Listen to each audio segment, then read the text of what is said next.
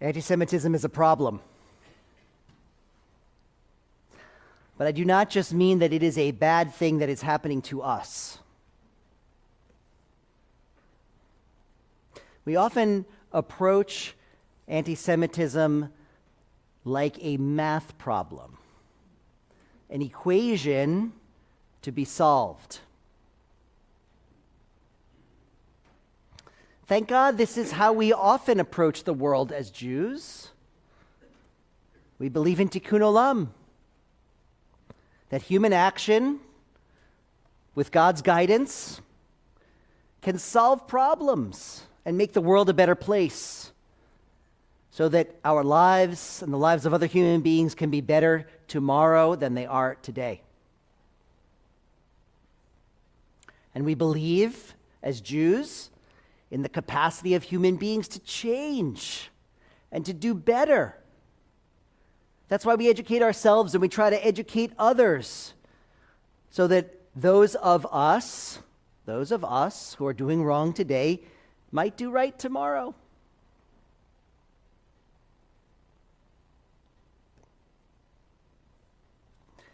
Raise your hand if you saw Robert Kraft's Super Bowl commercial.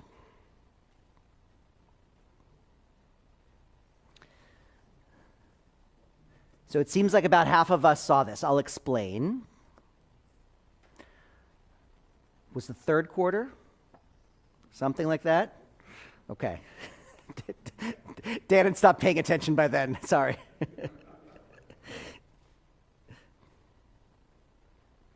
There's a commercial in which a young man, probably high school age by definition, walks down the hall of his high school, and he reaches his locker only to find that a Post-it note has been placed on his backpack. And he takes off the backpack, and the Post-it note says, "Dirty Jew." And of course, you see him feeling terrible and dejected.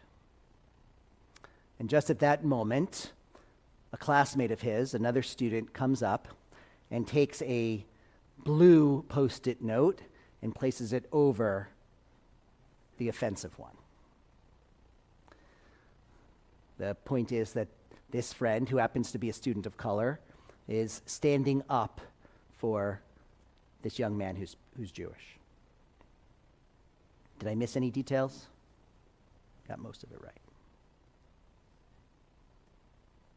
There is a lot to like about this Super Bowl commercial. For example, Robert Kraft, the owner of the Patriots, a prominent and wealthy Jewish person, used his power on the largest possible stage, his power and influence on the largest possible stage, to send an important message. At the same time, there's a lot that I didn't like about this commercial. I didn't love the portrayal of the Jewish young man as scrawny and small. Some of us are scrawny and small, others are much larger. I didn't like the portrayal of anti-Semitism as a shapeless, formless force. We don't see a particular human being write the Post-it note and place it on his backpack. Anti-Semitism is done by human beings to other human beings. It is not some shapeless, formless force out there. So I didn't love that.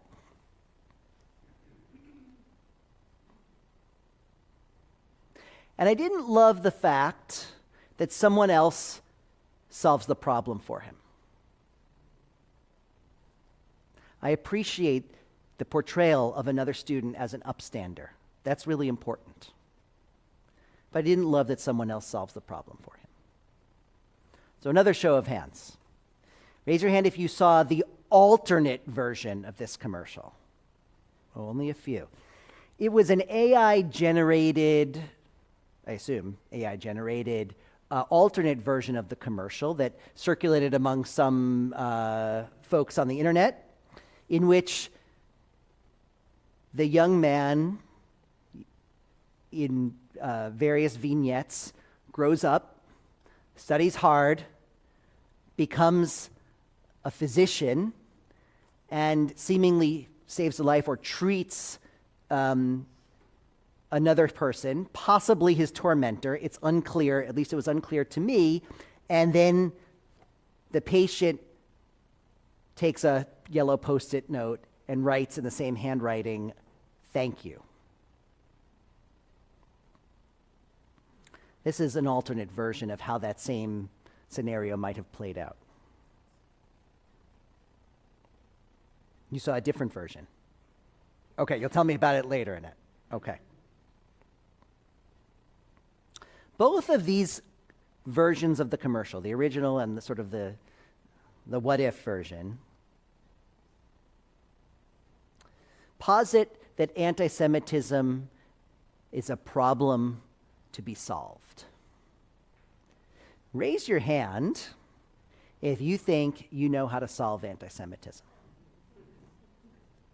Oh, that's not true at all, because you all tell me all the time, we could solve anti-Semitism if only we brought more Holocaust survivors to speak at our schools. We could solve anti-Semitism if only we changed the curriculum in such and such ways. We could solve anti-Semitism if only Israel had better PR. We could solve anti-Semitism if only we stood up for Israel more often. We could solve anti-Semitism if only people knew how many scientific breakthroughs and Nobel Prize winners were Jews.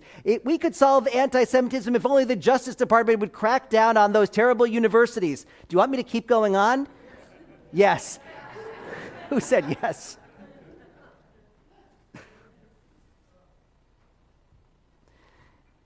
I hear this from our congregation all the time. And it's not just you. There's plenty of people out in the world who say, here are all the different ways we could solve anti-Semitism. And assuming we can solve anti-Semitism, who should do it? Is it our problem to solve? Or, as the commercial suggests, is it someone else's problem to solve on our behalf?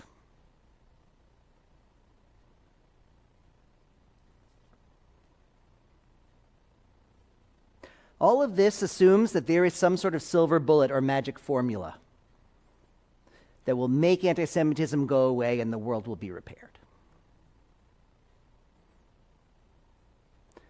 Part of me wishes it were so, but I'm beginning to wonder.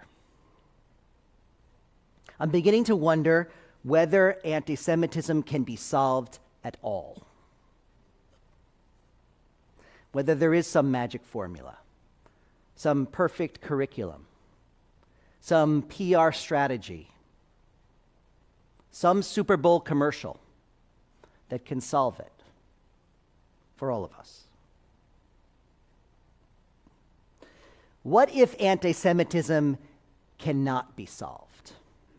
What if somehow we magically were able to make it go away for a few decades when I was growing up and some of us were growing up, but it's back? And what if it can't be solved? Well, then the resources that we've directed at Super Bowl commercials and educational curricula and politics and politicians and in every other area should be redirected. They should be redirected away from combating anti-Semitism and, I would suggest, toward strengthening Jewish community and Jewish identity. Some of you might have heard Bret Stephens' State of the Jewish World address at the 92nd Street Y a couple of weeks ago. If you haven't, I highly recommend it. Perhaps we should redirect our energies and our resources toward strengthening Jewish life and preparing ourselves and our children to live as proud and resilient Jews, even in an age of resurgent anti-Semitism. Some of you attended the course I taught over the past couple of Sundays. It was entitled Raising Jewish Children in the 21st Century, Instilling Pride and Resilience. Together, we identified the factors that build and strengthen Jewish identity. We explored new ideas to cultivate Jewish pride and resilience. And we worked through some scenarios to prepare ourselves and hopefully prepare our children to respond in certain situations.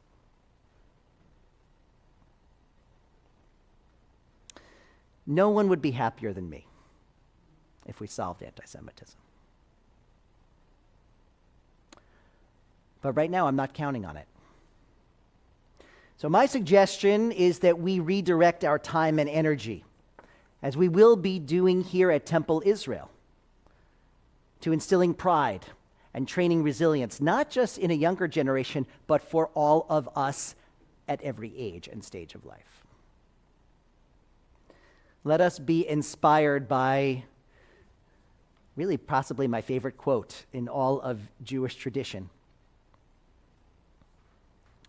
In Pirkei Avot, Rabbi Tarfon teaches us that there is so much work to do in this world, and we, the workers, we're all fatigued and tired. But God is waiting, and in fact, God is expecting us to do something. Rabbi Tarfon teaches, Lo alecha hamlacha ligmor velo ata ben horin lihibatel mimena. You don't have to do everything. You're not required to complete the work, but not one of us is allowed to absent ourselves from it.